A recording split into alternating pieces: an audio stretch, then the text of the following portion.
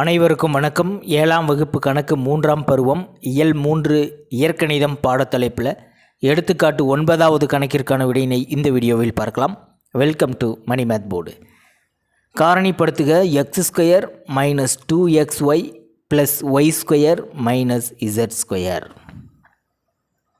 ஒரு இயற்கணித கோவையை ஒன்றிற்கு மேற்பட்ட கோவைகளின் பெருக்கற்பலனாக எழுதுவது தான் இந்த கோவையின் காரணிகளாக இருக்க முடியும். இந்த இயற்கணித கோவையின் காரணிகளை முற்றொருமைகளை பயன்படுத்தி தான் கண்டுபிடிக்க போகிறோம். இந்த பாடத்தில் ஒரு 4 முற்றொருமைகள் தான் கொடுத்துருக்காங்க. அதை ஒரு முறை நினைவுபடுத்திக்கலாம். கணக்கில் கொடுக்கப்பட்ட இயற்கணித கோவையில் பாருங்கள், x² - 2xy + y² - z². இதில் பயன்படுத்தப்பட்டிருக்கும் மாறிகளின் எண்ணிக்கை x, y, z ஆகிய 3 மாறிகளை பயன்படுத்தியிருக்காங்க.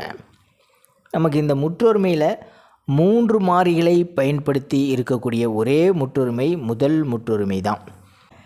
இந்த வடிவத்தில் இந்த இயற்கணித கோவை இருக்கான்னு பார்த்தீங்கன்னா இல்லை. x² + x × a + b × ab அப்படிங்கிற வடிவத்தில் இல்லை. இப்போ பாருங்கள், இங்கே ஒரு டேர்மில் ஸ்கொயர் இருக்குது, இதில் ஒரு ஸ்கொயர் இருக்குது, இதில் ஒரு ஸ்கொயர் இருக்குது. ஸோ இதில் 2 முற்றொருமைகள் மிக்ஸ் ஆகிருக்கு அப்படிங்கிறத நம்ம புரிஞ்சுக்கணும். முதல்ல x² - 2xy + y² அப்படிங்கிற முற்றொருமையை நம்ம எடுத்துக்கணும்.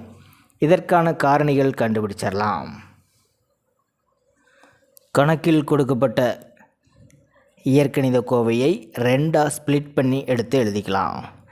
x² - 2xy + y² - z² அப்படின்னு கணக்கில் கொடுத்துருக்காங்க. இதை நம்ம 2 இயற்கணித கோவைகளாக பிரித்து எழுதிக்கலாம். x² - 2xy + y², அப்புறம் -z² தனியாக வச்சுக்கலாம். இப்போ இந்த இயற்கணித கோவை பாருங்கள், எந்த வடிவத்தில் இருக்குன்னா a² - 2ab + b² வடிவத்தில் இருக்குது.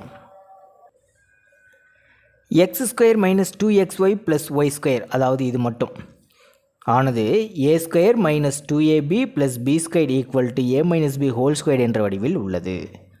இப்போ இதுக்கு பதிலாக a - b² அப்படின்னு போட்டுக்கலாம். இந்த கணக்கில் a அப்படிங்கிறது x, b அப்படிங்கிற இடத்துல y அப்படின்னு இருக்குது.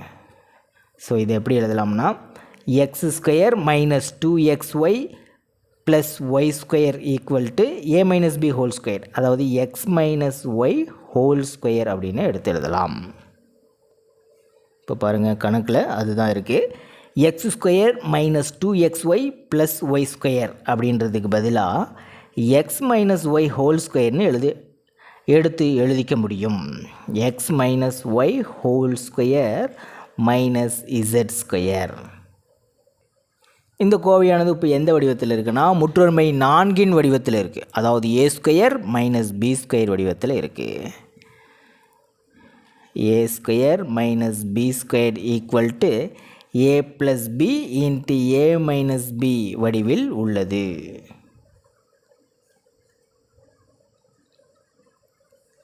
a அப்படிங்கிற இடத்துல x - y இருக்குது, b அப்படிங்கிற இடத்துல z இருக்குது. இப்போ இந்த 4வது முற்றொருமையில் aக்கு பதிலாக x - y அப்படின்னும் bக்கு பதிலாக z அப்படின்னும் பிரதியிடுங்க. x - y² - bக்கு பதிலாக z. இப்போ z² இப்போ பாருங்கள், இந்த கணக்குக்கு வந்துடுச்சு. a + b, a அப்படிங்கிறது x - y + b அப்படிங்கிறது z × a - b. a அப்படிங்கிறது x - y மைனஸ் b அப்படிங்கிற இடத்துல z போட்டுக்கணும்.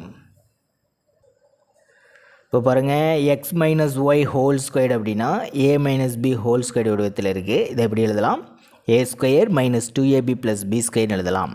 அதாவது இதை விவரித்து எழுதணும்னா x² - 2xy + y² எழுதலாம். இதுக்கு பதிலாக -z² இப்போ பாருங்கள், கணக்கில் இருக்கிற அதே இயற்கணித கோவை வந்திருக்கும். அது எதற்கு சமமாக இருக்கும்னா x - y + z x - y minus Z என்ற இரண்டு கோவைகளின் பெருக்கற்பலனுக்கு சமம். ஆகவே இந்த இயற்கணித கோவையின் காரணிகள் X minus Y plus Y into X minus Y minus Y ஆகும். அவ்வளோதான் ஆன்சர். பயிற்சி 3.1க்கு முன்னாடி கொடுக்கப்பட்டிருக்கும் 9 எடுத்துக்காட்டு கணக்குகளின் விடை விளக்கங்களை நம்ம பார்த்துட்டோம். அடுத்தது பயிற்சி 3.1 முதல் கணக்கிற்கான விடையினை அடுத்த வீடியோவில் பார்க்கலாம். மேலே இருக்கிற ஐக்கார்ட் செக் பண்ணிக்கோங்க. இந்த கணக்கில் உங்களுக்கு கூடுதலான விளக்கம் தேவைப்பட்டால் கீழே இருக்கிற கமெண்ட் பாக்ஸில் கேளுங்க. தேங்க்யூ.